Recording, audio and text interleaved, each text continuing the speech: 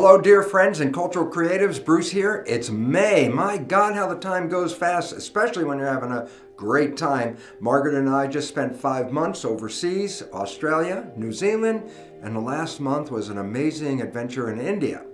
And upon my return, of course, I see the world is really moving through its evolutionary stages right now as we find a big issue with support of the government and the failure of the government making headlines every minute of the day here. However, there is one story I want to talk about for this May newsletter, and that is the story of Angelina Jolie. Now, she's made big waves across the country about informing the public that she went through a double mastectomy as a preventive surgery to prevent a future cancer condition. Now, what do I think about stuff like that? I know what she thinks about it, but what do I think about it? Well, you already know what I think about it, and that is we're dealing with something called the biology of belief. And the significance about the biology of belief is that our thoughts and our consciousness are really shaping our genetic expression. She comes to the public as a big representative of the Hollywood industry, and a lot of people follow stars and their lives. And so it was an unfortunate situation, the way I see it, that she stands up and advertises her preventive surgery. Now, let's clear the word right here. Mastectomy sounds so clinically sound and clean, but the truth is this: when one cuts off their breast for no reason at the current moment, then that really accounts for what we might call, and here's the word, mutilation. Why would you cut yourself up? And she says, well, because 87% of the women that have this particular gene are really liable to have breast cancer. Well, let's talk about this 87% for a second. Actually, I'd rather talk about the 13%. How can 13% of the people with the exact same genes not get the cancer versus 87% with the gene that gets the cancer? We focus on those with the cancer, but we fail to talk about, hey, there are many people out there that have the so-called cancer gene and do not express the breast cancer. What is the difference between the two groups? Well, the primary difference is the biology of belief. It's really what your attitude and your perceptions are all about, because this is what shapes our genetics, and we know the new science is now called epigenetics.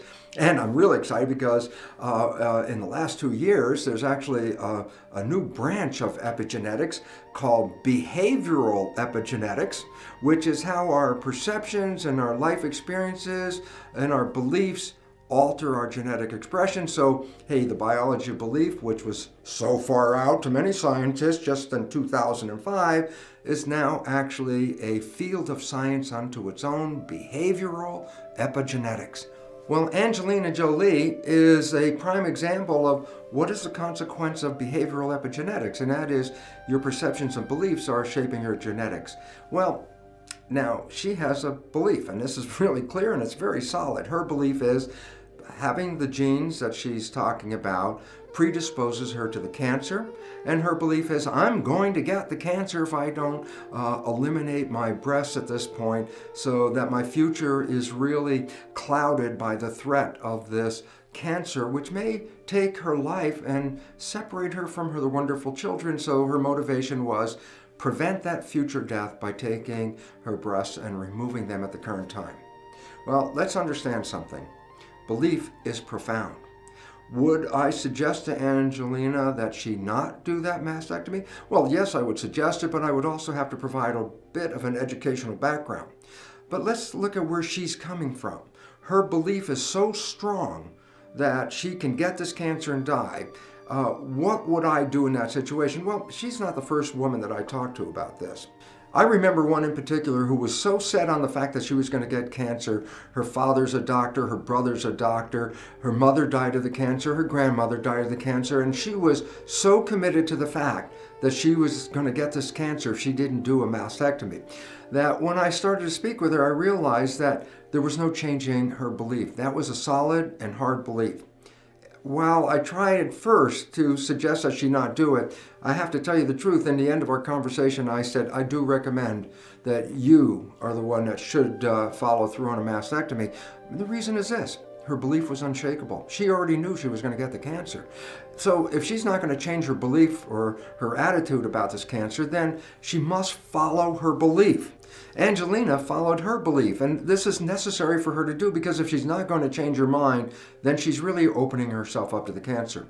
My concern is this, is that there are many women out there in the world that are looking at her story, listening to her vision about the cancer, and are buying into her resolution.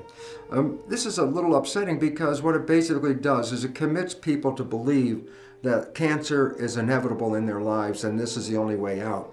This is a belief issue. We must change this.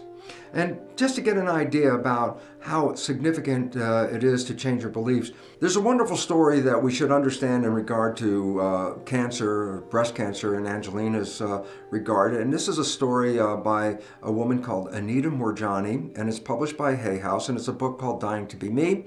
And very significantly is this.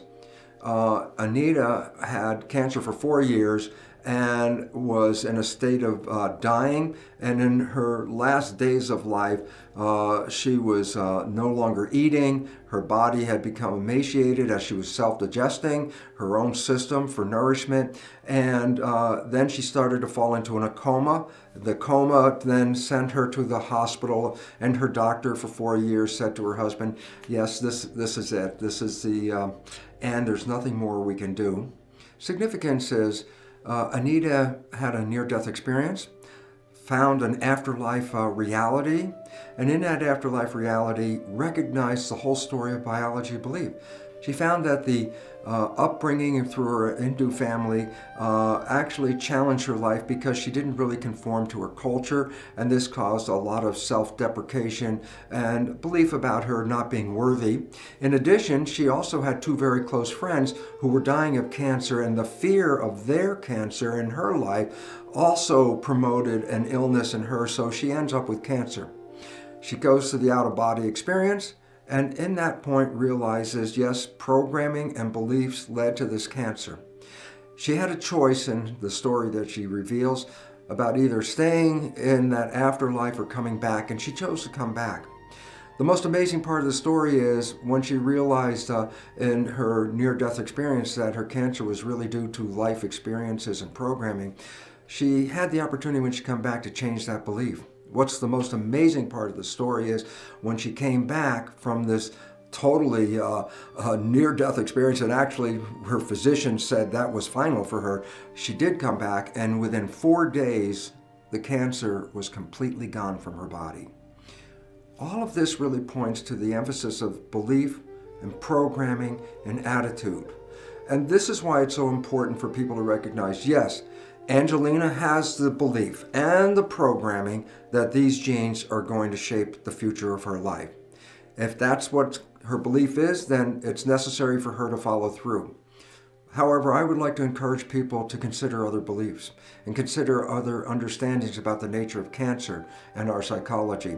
Because once we empower ourselves that we do not have to be the victims of cancer, then we can change our lives. And we don't have to go through the mutilation of our body as a means of prevention or protection.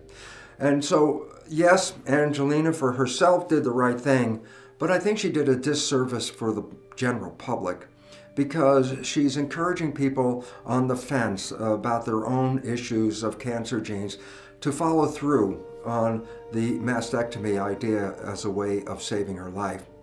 It's unfortunate because what we really need are more spokespeople like Anita Moorjani to reveal that cancer is a belief, an attitude, and a story that we tell ourselves, and that we do not have to go through the fate of our genes because we are masters of our genes. We control our genetics and our heredity through epigenetic mechanisms.